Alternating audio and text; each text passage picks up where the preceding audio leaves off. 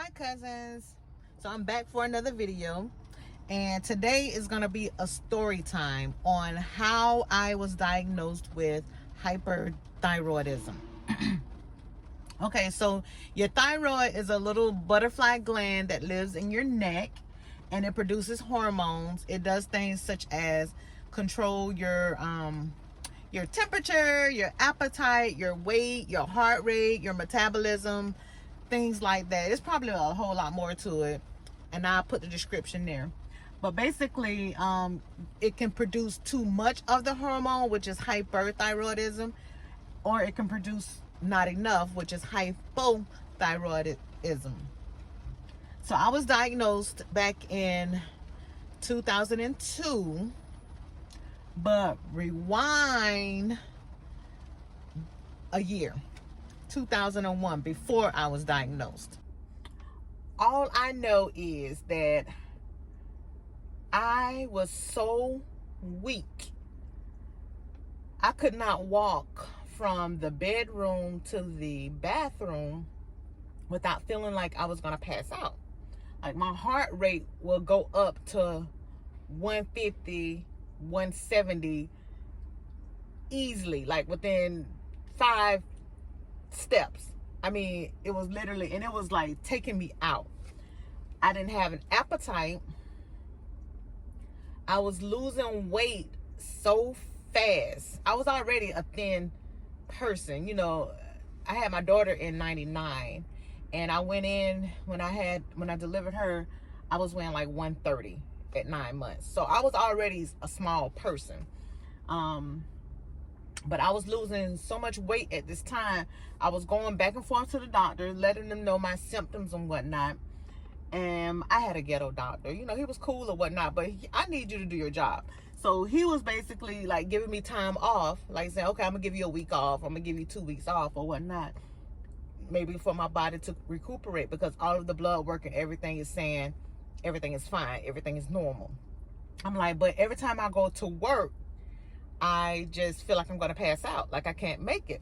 So eventually he came to the conclusion, you know what, I think you just don't want to work no more.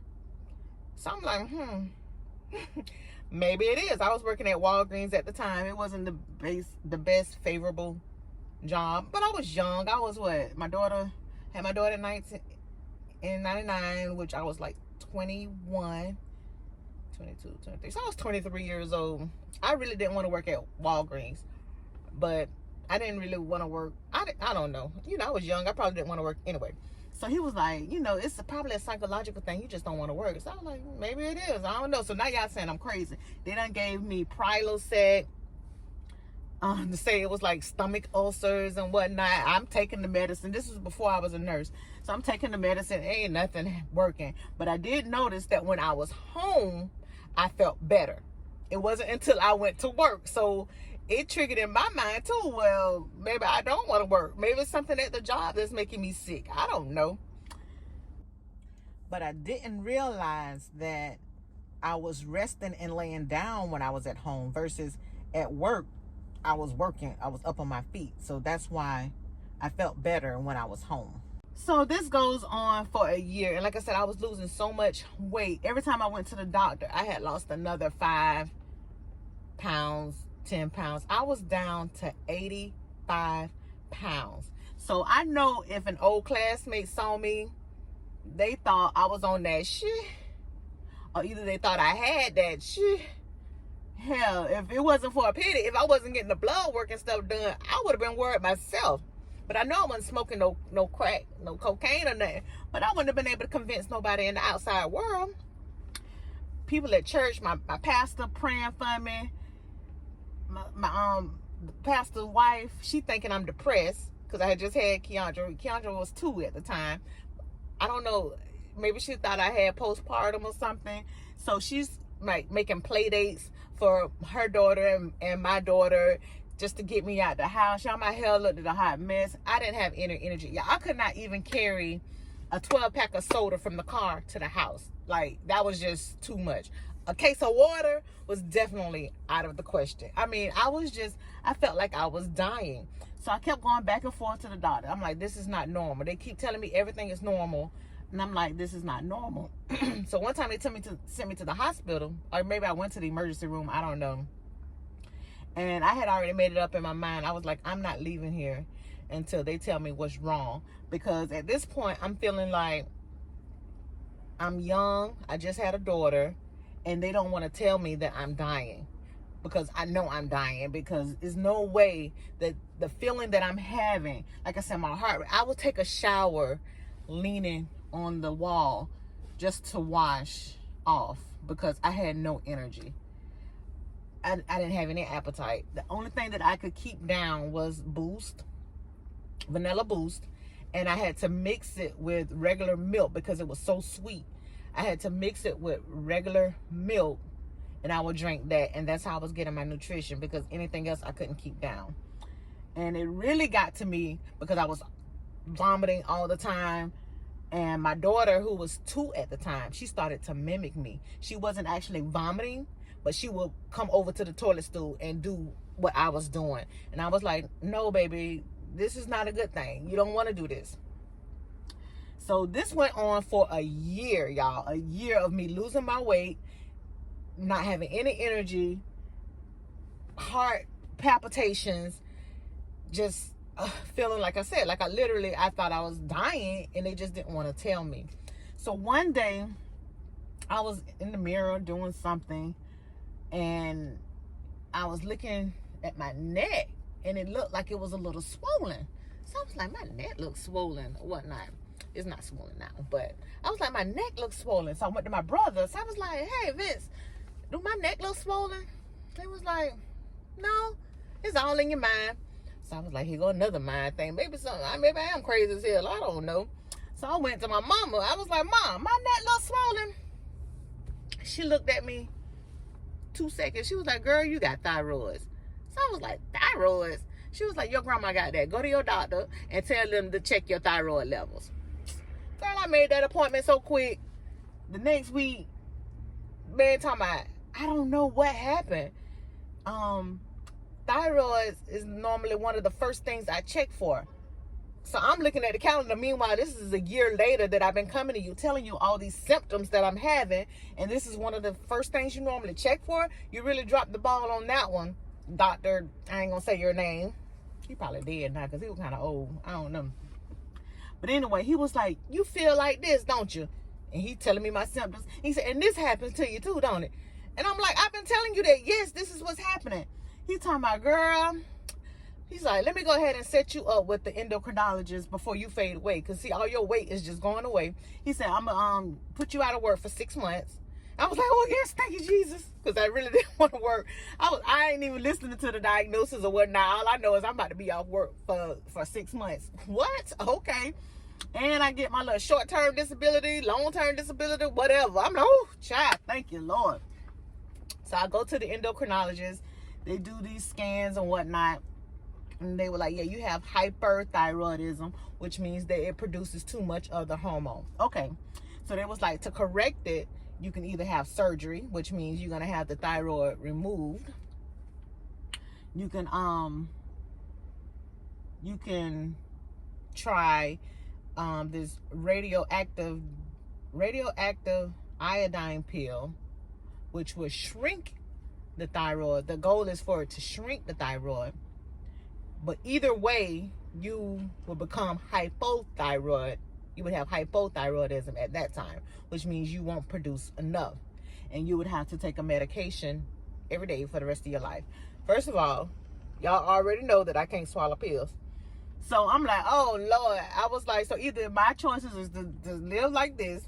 They were like, no, you ain't going to be able to make it like this forever. I probably was in a thyroid storm, which I didn't know what that was until I was a nurse. Again, I'll link that description. But it was like, so either you need to decide if you want to have the surgery or if you want to try the pill. If the pill don't work, then you'll still end up having the surgery. So I was like, okay. So I was like, I'll take the pill. So they sit me in this room and they give me this long ass pill. Y'all, the pill is about I might be exaggerating, but this is how I remember it. The pill is probably about this long, probably about this wide. It was a capsule. And they gave me this much water. I was like, listen, I'm gonna need a cup full of water to try to get this pill down. And it was like 3 doctors standing in the room. I don't know. They were like, please, we need you to swallow this pill and try your best not to bring it up. And he was like an Asian doctor. He was like, pill costs $5,000. I'm like, okay. I was like, I ain't gonna steal the pill and sell it on the black market. I mean, they were like standing over me like I was really gonna try to mouth it and, you know, cheek it and walk out the building. So I'm like, okay. I said, but can I just have some more water, please? So they got me some water. I swallowed the pill, and I guess they had to watch me for a little while, and then I went home.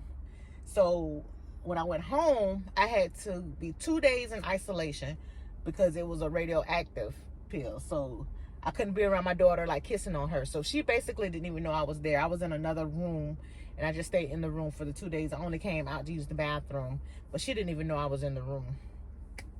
Went back, and the pill was working or whatnot. I started feeling better. I had to start taking my thyroid medications, which is levothyroxine. And that's where I'm at now. So I have hypothyroidism. So now my symptoms are, I take my medicine. I try to take my medicine every day. I'm not compliant, but I do try to take it every day. But my symptoms are, I'm sensitive to cold. I'm always cold. I have very, very dry skin. I'm always sleepy. Oh my gosh, I can sleep all day. I can get up, use the bathroom, maybe eat a little snack, and I can go back to sleep. Now, I make myself get up to be a functional person, so people don't think I'm depressed. Because my mom think I'd be depressed. I'm like, Mom, I'm not depressed. I'm just sleepy. I'm tired. But that's what I have to live with, I guess. But now I'm reading up on these other groups that they have that Synthroid isn't the only medication. There's other medications out there, but like your primary doctors don't really know about it or whatnot. So I need to find another endocrinologist, but I haven't seen an endocrinologist since then, and that was 2002 when I was diagnosed. I just been going through my primary. I get my blood draws every day. I mean, not every day, I'm sorry, like supposed to be every 6 months to a year. And they keep saying my levels, you know, if my levels are off, then they adjust my medications. But lately my levels has been good. But reading in these groups, if you still having these symptoms, it's more to it than just your levels. But your primary doctor is only going by those levels. They think they've corrected the problem. So that's going to be my next journey in my medical journey, is to try to get another endocrinologist to see if it's something else, because I'm always sleepy, and I know that's not good. I mean, I like to sleep, but I don't think that's good. I mean, sensitive to cold, that's probably just going to be a part of life. Dry skin, child, I'm so ashy. If you know me, you already know I'm going to be ashy. But anyway, have you guys ever been diagnosed with anything such as hyperthyroidism, hypothyroidism, or any other kind of medical, you know, diagnosis? If so, let me know about it. If you saw this video to the end, this time we're going to type in like save me, because that's how I was feeling, like save me, I'm dying, but y'all don't hear me though. So type in the word save me. Don't forget to subscribe to this channel, leave comments, concerns, all that good stuff, yada yada yada. Talk to you later. Bye.